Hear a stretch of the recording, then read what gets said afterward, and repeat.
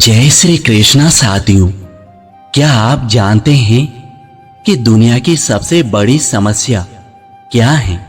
कर्ज, बीमारी या रिश्तों में कड़वाहट? नहीं, अर्जुन के सामने भी यही सवाल था और जब उन्होंने इसका उत्तर जाना तो उनके जीवन का सारा अंधेरा मिट गया। आज के इस वीडियो के अंत तक आप उस एक महामंत्र को जानेंगे जो आपकी आज की सबसे बड़ी परेशानी को जड़ से खत्म कर देगा। लेकिन क्या आप उस सत्य को सुनने के लिए तैयार हैं? तो नीचे कमेंट बॉक्स में जय श्री कृष्णा लिखें। भगवान श्री कृष्ण जी गीता में कहते हैं, अभ्यासेन तो कौन्ते वैराग्येण च गृह्यते। हे कुंती पुत्र, मन को वश में करना कठिन है, लेकिन निरंतर अभ्यास और वैराग्य से इसे साधा जा सकता है। कोई भी अच्छी आदत या मानसिक शांति रातों रात नहीं आती। इसके लिए दो चीजें चाहिए, निरंतर अभ्यास और उन चीजों को छोड़ने की हिम्मत जो आपके विकास में बाधक हैं। यज्ञ भाव से स्वार्थ रहित किए गए कर्मों के अलावा अन्य सभी कर्म मनुष्य को बंधन में डालते हैं। यदि आप केवल मेरे और मेरे परिवार के लिए काम करते हैं तो वह आपको चिंता और तनाव देगा।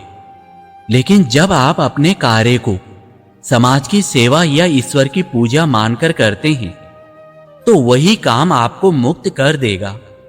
जो दुखों की प्राप्ति होने पर मन में विचलित नहीं होता और सुखों की प्राप्ति में हर्षित नहीं होता, वही स्थिर बुद्धि वाला है। जीवन एक रोल कोस्टर की तरह है। श्री कृष्ण हमें साक्षी भाव में रहना सिखाते हैं। उतार चढ़ाव को एक फिल्म की तरह देखें, उसमें डूबे नहीं। यही मानसिक मजबूती का शिखर है। श्री कृष्ण का जीवन दर्शन, भगवान श्री कृष्ण का संदेश पलायन का नहीं बल्कि पुरुषार्थ का है। वे अर्जुन को जंगल जाने से रोकते हैं और युद्ध के लिए मैदान में डटकर मुकाबला करना सिखाते हैं। वे कहते हैं कि जीवन एक युद्ध क्षेत्र है और आपकी अपनी नकारात्मकता ही आपका सबसे बड़ा शत्रु है। श्री कृष्ण जी गीता में कहते हैं, योगः कर्मसु कौशलम। कर्मों में कुशलता ही योग है। योग केवल चटाई पर बैठकर सांसें गिनना नहीं है। आप जो भी काम कर रहे हैं, चाहे वो पढ़ना हो, खाना बनाना हो या व्यापार करना, उसे इतनी तन्मयता और कुशलता से करें कि उसमें आप स्वयं को भूल जाएं। वही तन्मयता योग है। निर्भयता, अंतःकरण की शुद्धि, ज्ञान के लिए योग में दृढ़ता, दान, इंद्रिय दमन और स्वाध्याय, ये देवीय संपदा को प्राप्त मनुष्य के लक्षण हैं। यदि आप प्रगति करना चाहते हैं तो इन गुणों को अपने भीतर विकसित करें। सबसे पहला गुण अभय यानी डर से मुक्ति है, क्योंकि डरपोक व्यक्ति कभी सत्य के मार्ग पर नहीं चल सकता। मौन और वाणी, श्री कृष्ण जी कहते हैं कि वाणी की तपस्या यह है कि आप ऐसा बोलें जो सत्य हो, प्रिय हो और किसी को उद्विग्न न करें। व्यर्थ का बोलना ऊर्जा का क्षय है, जबकि मौन और नपातुला बोलना संकल्प शक्ति को बढ़ाता है। जो व्यक्ति जैसी श्रद्धा यानी विश्वास रखता है वह वैसा ही बन जाता है। हमारी मान्यताएं ही हमारी सीमाएं तय करती हैं। यदि आप मानते हैं कि आप दुखी रहने के लिए पैदा हुए हैं तो आपकी बुद्धि दुख के ही कारण खोजेगी। लेकिन यदि आप अपनी श्रद्धा सकारात्मकता और पुरुषार्थ में रखते हैं तो आपका व्यक्तित्व भी वैसा ही खिल उठेगा। जिसके मन में शांति नहीं है उसे सुख कहां से मिल सकता है? हम अक्सर सुख को वस्तुओं यानी पैसा, गाड़ी, घर में ढूंढते हैं। श्री कृष्ण जी कहते हैं, कि सुख वस्तुओं में नहीं, शांति में है। और शांति तब आती है जब इच्छाओं का शोर कम होता है। बिना शांति के दुनिया की हर सुख सुविधा भी आपको सुकून नहीं दे सकती। सफल होने वाले व्यक्ति की बुद्धि एक ही लक्ष्य पर टिकी होती है, जबकि लक्ष्यहीन व्यक्ति की बुद्धि अनंत शाखाओं में बिखरी रहती है। अर्जुन की तरह पक्षी की आंख पर ध्यान केंद्रित करना ही सफलता है। आज के समय में डिस्ट्रैक्शन बहुत है। ये वचन हमें फोकस की शक्ति सिखाता है। हजार चीजों में हाथ डालने से बेहतर है एक लक्ष्य को पूरी शक्ति से साधना। जो किसी भी जीव से द्वेष नहीं करता, जो सबका मित्र है और सबके प्रति करुणा भाव रखता है, वही मुझे प्रिय है। नफरत का बोझ लेकर चलना खुद को जहर देने जैसा है। श्री कृष्ण जी कहते हैं कि शत्रुता बाहर नहीं, हमारे भीतर के अहंकार में है। जब आप क्षमा करना और करुणा करना सीख जाते हैं तो आप मानसिक रूप से आजाद हो जाते हैं। भगवान श्री कृष्ण जी कहते हैं, जो बीत गया वो चला गया, जो आने वाला है उसका पता नहीं, केवल वर्तमान ही तुम्हारे हाथ में है। श्री कृष्ण का पूरा जीवन एक उत्सव है। वे कभी बीते हुए कल यानी पास्ट का रोना नहीं रोते। वे सिखाते हैं कि भविष्य की योजना बनाना ठीक है, लेकिन चिंता करना व्यर्थ है।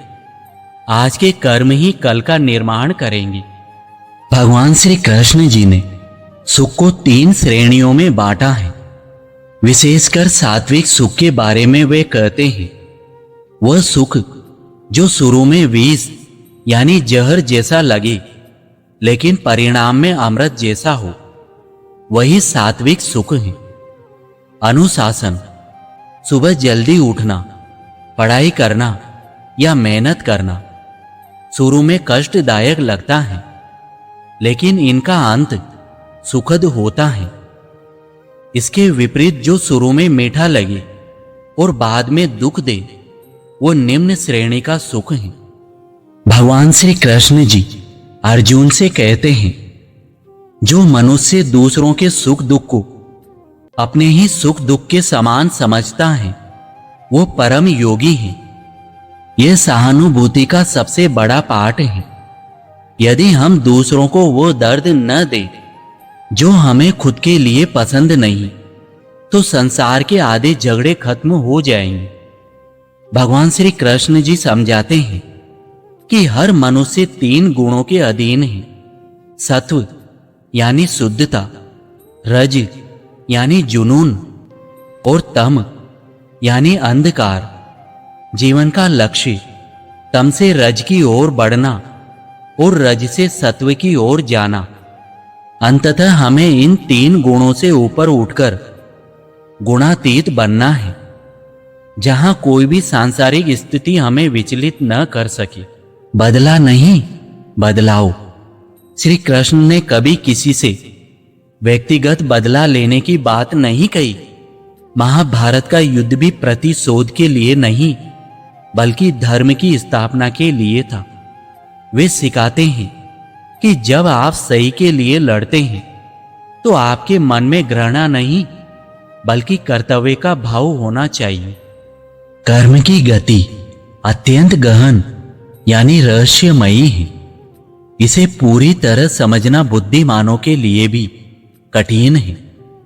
कई बार हम अच्छे काम करते हैं, फिर भी बुरा परिणाम मिलता है।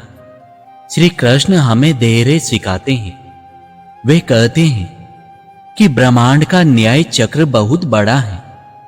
आप केवल वर्तमान के कर्म पर ध्यान दें, क्योंकि कोई भी कर्म निष्फल नहीं जाता। वह बस अपने समय की प्रतीक्षा करता है। जो वचन दूसरों को कष्ट न पहुंचाने वाले हो, जो सत्य हो, प्रिय हो और हितकारी हो, वही वाणी तपस्या है। श्री कृष्ण हमें सिखा रहे हैं कि यदि आपकी बात सत्य है लेकिन कड़वी है तो वह व्यर्थ है। यदि प्रिय है लेकिन झूठ है तो वह भी हानिकारक है। बोलना वही चाहिए जो सत्य भी हो और सुनने वाले का भला भी करे। अपने हृदय में अज्ञान से उपजे संशय को ज्ञान की तलवार से काट डालो और योग में स्थिर होकर उठो। डर और भ्रम केवल तभी तक रहते हैं जब तक ज्ञान का प्रकाश नहीं होता। जैसे अंधेरे कमरे में रस्सी भी सांप लगती है, वैसे ही अज्ञान में छोटी समस्या भी बड़ी लगती है। ज्ञान प्राप्त करें, सच्चाई को जानें और निडर होकर कार्य करें। मनुष्य अपनी श्रद्धा से बना है। जैसा उसका विश्वास है वैसा ही वह स्वयं है। यदि आप खुद को हारा हुआ मानेंगे तो ब्रह्मांड आपको हार के ही अवसर देगा।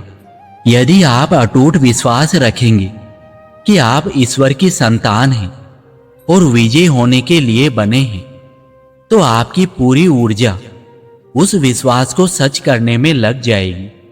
भगवान श्री कृष्ण जी कहते हैं, जो मुझे यानी परमात्मा को सब में देखता है और सबको मुझ में देखता है, उसके लिए मैं कभी अदृश्य नहीं होता और वह मेरे लिए कभी ओझल नहीं होता। यह निस्वार्थ प्रेम का सूत्र है। जब आप हर इंसान, पशु और प्रकृति में एक ही दिव्य चेतना को देखते हैं, तो आपके भीतर से हिंसा और ऊंच नीच का भाव समाप्त हो जाता है। आप अकेलेपन से मुक्त हो जाते हैं, क्योंकि आप हर जगह उसे पाते हैं। निर्धारित कर्तव्यों का त्याग करना उचित नहीं है। मोहवश उनका त्याग करना तामस यानी अंधकार पूर्ण त्याग कहलाता है। श्री कृष्ण स्पष्ट करते हैं कि जिम्मेदारियों से भागना आध्यात्मिकता नहीं है। काम तो करना ही होगा, बस उस काम के पीछे का स्वार्थ छोड़ना होगा। पलायनवाद कभी समाधान नहीं होता, केवल सामना करना ही मार्ग है। जो दान सही स्थान पर, सही समय पर और योग्य पात्र को बिना किसी उपहार की भावना के दिया जाता है, वही सात्विक है। मदद करते समय विवेक का होना जरूरी है। बिना मांगे या अयोग्य व्यक्ति को दिया गया दान कई बार हानिकारक भी हो सकता है। दान का अर्थ केवल पैसा देना नहीं, बल्कि किसी को सही ज्ञान या समय देना भी है। यह चंचल और स्थिर मन जहां जहां भटके, वहां वहां से इसे रोककर वापस अपनी आत्मा यानी लक्ष्य में लगाना चाहिए। मन का स्वभाव है भटकना। श्री कृष्ण हमें वर्तमान क्षण में जीना सिखा रहे हैं। जैसे ही आपको याद आए कि आप भटक गए हैं, बिना खुद को कोसे शांति से वापस अपने काम पर लौट आए। यही ध्यान का अभ्यास है। श्री कृष्ण का संदेश कभी किसी एक धर्म या जाति के लिए नहीं था। वे लोक संग्रह यानी संसार का कल्याण की बात करते हैं। उनका उपदेश हमें एक स्वार्थी व्यक्ति से बढ़ाकर एक विश्व नागरिक बनाता है। साथियों, अब समय है अपने दुखों को पीछे छोड़कर गीता के इस प्रकाश में आगे बढ़ने का। मार्ग कठिन हो सकता है, लेकिन सारथी स्वयं भगवान है, तो डर कैसा। विश्वास रखिए, आपकी हर समस्या का समाधान आपके भीतर ही है। उठिए, पुरुषार्थ कीजिए।